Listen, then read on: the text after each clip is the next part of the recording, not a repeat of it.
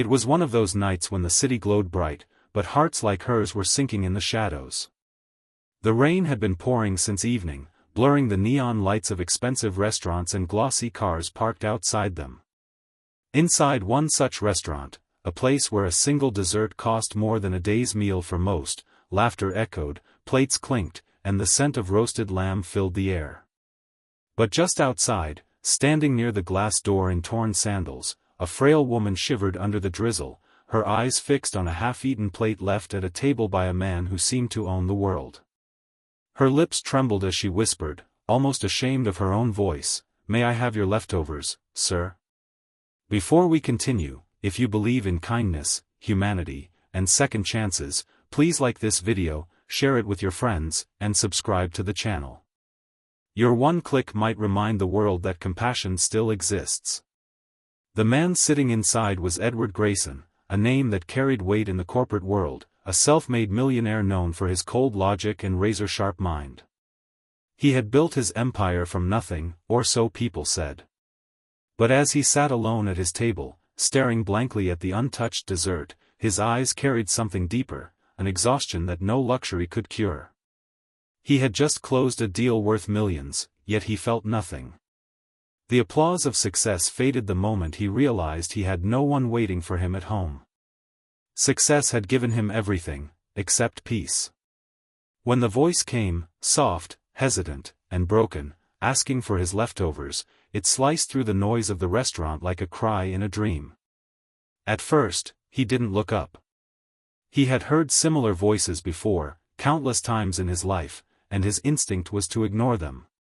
But there was something in the tone, not desperation, but dignity, that made him raise his head. And when he did, his heart stopped. The woman standing before him looked no older than 30, but the years of struggle had carved deep lines around her eyes. Her hair was wet, sticking to her face, and her thin frame trembled from the cold.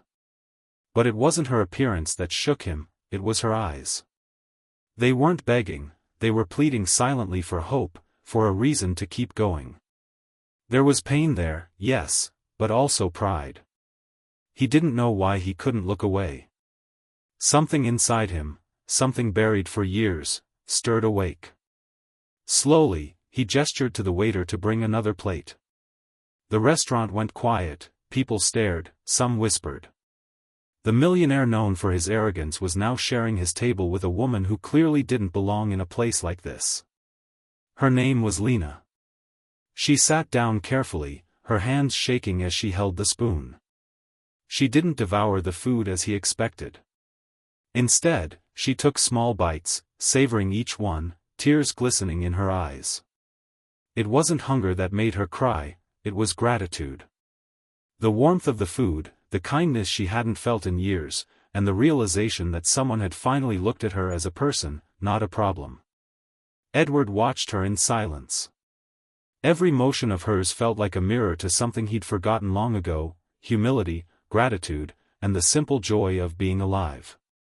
He wanted to ask her story, but something about the way she held herself told him she'd already endured enough questions in her life. But Lena noticed his gaze and lowered her eyes. "I'm sorry," she whispered, "I didn't mean to make you uncomfortable. I just haven't eaten in 2 days. My little boy is waiting outside, I thought I'd take whatever's left for him." The words "my little boy" hit him like a thunderclap. He turned his head slightly, and through the glass, he saw a small figure sitting on the steps, wrapped in an oversized jacket, holding a worn-out teddy bear. The boy looked no older than 6, yet his eyes had the same quiet strength as his mother's. Edward couldn't remember the last time something had moved him this deeply. Maybe it was because he, too, had once been that hungry child, standing outside places like this, waiting for someone's leftovers.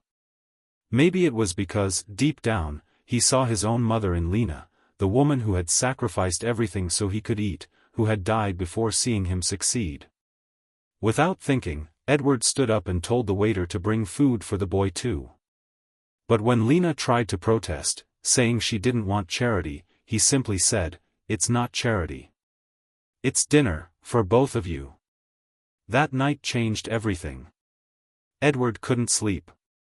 He kept seeing Lena's eyes, filled with pain, strength, and gratitude, and the small boy's face pressed against the rain-covered glass. Something inside him refused to rest until he found them again. The next morning, he told his driver to search the nearby shelters. It took hours, but they finally found her sitting on a park bench, her son asleep in her lap, both wrapped in a thin blanket. He approached quietly, unsure of what to say. When she saw him, she quickly stood up, embarrassed. "Sir, please don't worry," she said softly. "I didn't mean to bother you again. Thank you for last night, it meant more than you think." Edward shook his head. "You didn't bother me. You reminded me of something I'd forgotten, how to be human." Tears welled up in her eyes, but she quickly wiped them away. She explained that she had once worked as a teacher before her husband abandoned her and their child. When her mother fell ill, she spent everything on hospital bills. Eventually, she lost her job, her home, and all hope, except for her son, Noah. "He keeps me going," she said, looking at the sleeping boy. "He says I'm his superhero, but I don't feel like one anymore." Edward stood silently for a moment, then did something that would change not just her life, but his own. He offered her a job. Not out of pity, but because he saw in her something he admired, resilience. "I need someone honest and strong in my company," he said. "I think that's you." At first, she refused, thinking he was just being kind. But when he insisted, and she saw the sincerity in his eyes, she finally agreed, on one condition: "Let me earn it, sir. I'll work harder than anyone else, but I don't want favors." And she did. Weeks turned into months, and Lena became one of the most dependable employees at Grayson Industries. She worked long hours, never complained, and often stayed after everyone else had gone home. Her son, Noah, would sometimes sit quietly in a corner of her office, drawing pictures of Mr. Edward with big smiles and a shining sun over his head. Edward found himself visiting that office more than necessary, pretending to check reports but really just watching the small family that filled the empty space in his heart. He started helping quietly, arranging better schooling for Noah, ensuring Lena had a safe apartment, and providing medical insurance under the company's name. But he never told her it was him. He didn't want to take away her pride. One evening, as the sun set and golden light filled the office, Lena came to thank him. She had just received her first full salary and couldn't stop smiling. "You know," she said softly, "when I asked for your leftovers that night, I thought I was asking for food. But now I realize, what I really got, was a second chance." Edward looked at her, and for the first time in years, he smiled, a real, warm smile that reached his eyes. "No, Lena," he said quietly. "It was you who gave me one." That night, he went home feeling lighter than he had in decades. He looked at his reflection in the mirror and realized that money, success, fame, all of it meant nothing without connection, without compassion.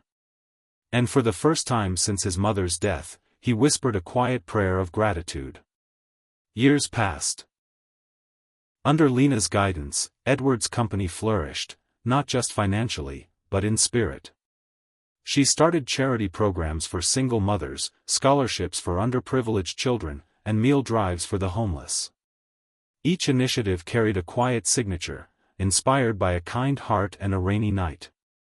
And one day, during the annual company gala, as Edward stood before hundreds of employees, he called Lena to the stage. With tears in his eyes, he said, "This woman taught me that miracles don't come from heaven, they come from people who refuse to give up." The audience stood and applauded. Lena couldn't hold back her tears. That night, after everyone left, she walked to Edward and said, "You saved my life." He shook his head gently. "No, Lena. You saved mine the moment you asked for my leftovers." It was then that she realized, sometimes, a simple act of courage, a single question whispered in despair, can awaken the miracle of humanity in someone's heart. And that's how a millionaire who had everything but meaning found it in the eyes of a woman who had nothing but faith.